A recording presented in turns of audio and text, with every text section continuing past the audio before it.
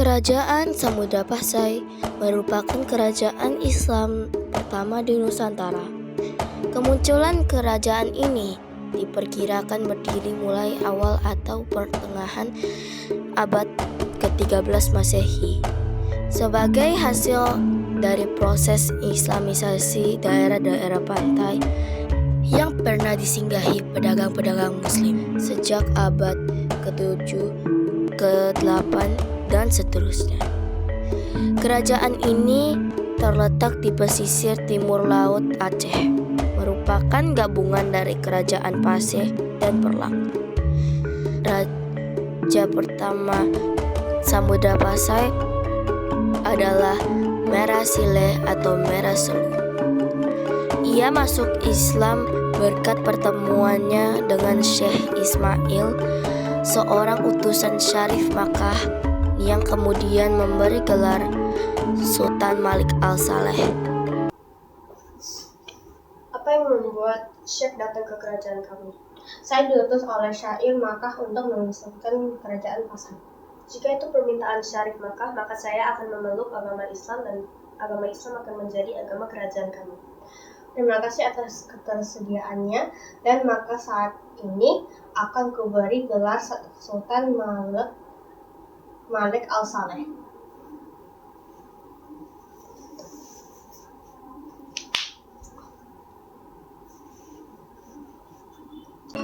Setelah itu, mayoritas penduduk Pasai memeluk agama Islam dan kerajaan pun terus berkembang. Setelah Sultan Malik Al-Saleh wafat, digantikan oleh putranya Muhammad Malik Al-Zahir.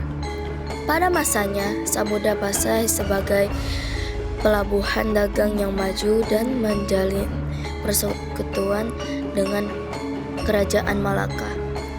Dan raja pertama Malaka, Prameswara, menikah dengan putri Pasai.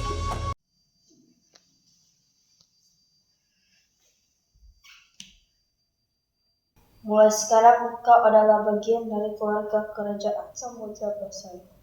Iya, sekarang saya bagian dari keluarga Samudra Pasai. Dan semoga perdagangan di Selat Malaka selalu berkembang. Semoga kemakmuran menyertai kalian. Iya, semoga rakyat hidup selama-lamanya. Saya nikahkan kau dengan anakku Sabrina binti Abidin dengan mahkota dibayar tunai. Saya terima nikahnya dengan Sabrina binti Abidin dan saya terima dibayar tunai. Sah para saksi? Sah. Rakyat Pasai dan Malaka hidup tentram dan jalur perdagangan pun sangat ramai. Sultan Pasai pun terus berganti hingga pada Sultan Pasai yang ke-12 yaitu Sultan Zain Al-Abidin. Ternyata hubungan harmonis antara kerajaan Pasai dan Malaka tidak disenangi oleh pihak Portugis yang telah membangun benteng di Muara Bungo Jambi. Portugis memandang hubungan dagang dengan perahu layar ini dapat menimbulkan ancaman terhadap kekuasaannya. Itulah sebabnya Portugis melarang hubungan tersebut.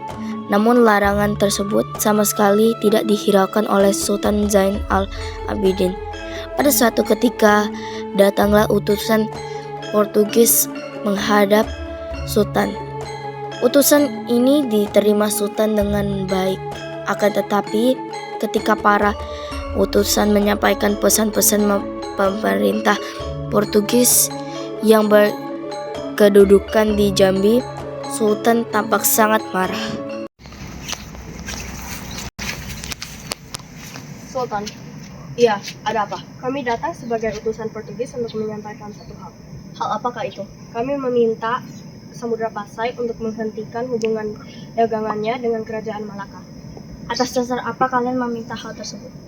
Hanya merasa hubungan perdagangan kalian akan merugikan Portugisnya. Sampaikan kepada atasan kalian bahwa Samudra Pasai tidak di bawah pimpinan siapapun, dari dahulu, nanti, dan kapan saja. Kami akan berdaulat penuh. Wajah-wajah yang mengikuti pertemuan itu menjadi sangat tegang. Sementara para pendamping Sultan kalau tidak ditahan-tahan mungkin sudah menggunakan rencong di pihak lain untuk menghabisi utusan Portugis itu. Para utusan Portugis tanpa berkata sepatah kata pun segera meninggalkan tempat pertemuan dan kembali ke kapal mereka dengan tergopoh-gopoh. Sultan berkata pada para pendampingnya,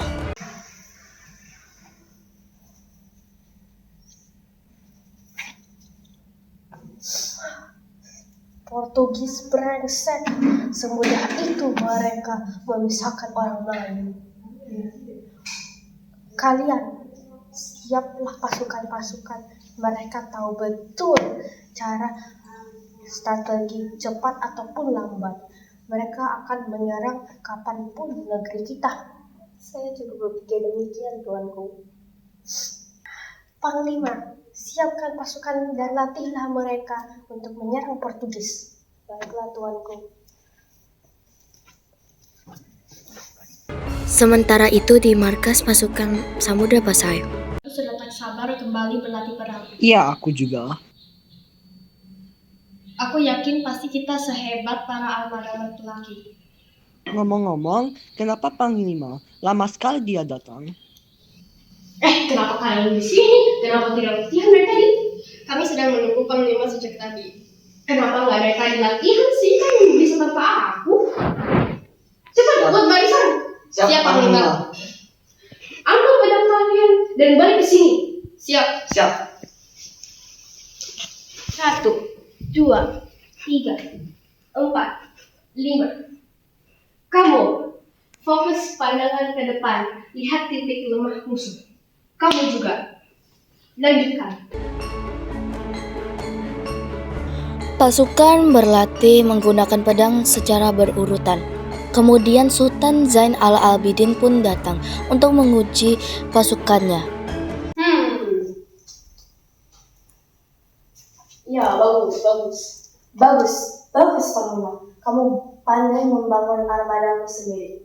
Terima kasih, Baginda. Semoga prajurit-prajurit ini bisa melindungi kerajaan Samudra Pasai.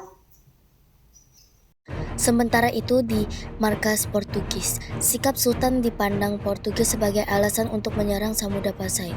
Portugis segera menyerang dengan mengirimkan pasukan yang sangat besar. Permisi, Jenderal. Ya, ada apa? Jenderal dari Kerajaan Samudra Pasai menolak untuk berhenti kerjasamanya dengan Kerajaan Malaka. Begitu.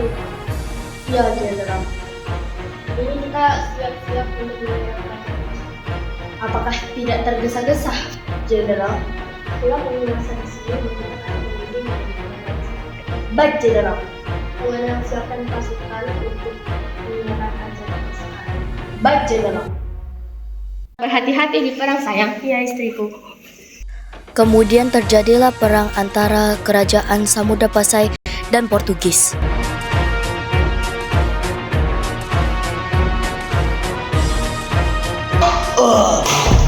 Sultan! Dengan kecerdikannya, Portugis berhasil menundukkan Samudra Pasai.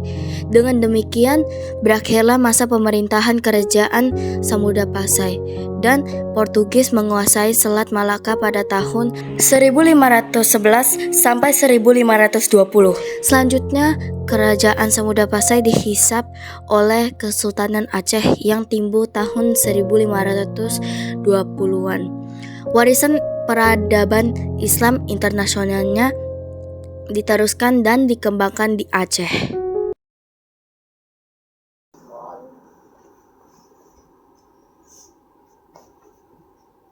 Apa yang membuat Syekh datang ke kerajaan kami? Saya diutus oleh What is? I won't forget my is okay.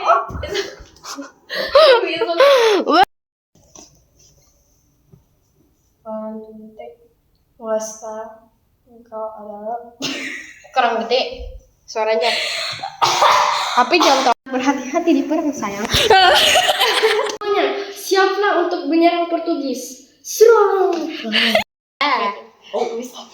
Okay. 3, 2, 1, action! Okay, just cut that part. Just cut that part. Just cut that part. I know. I'll just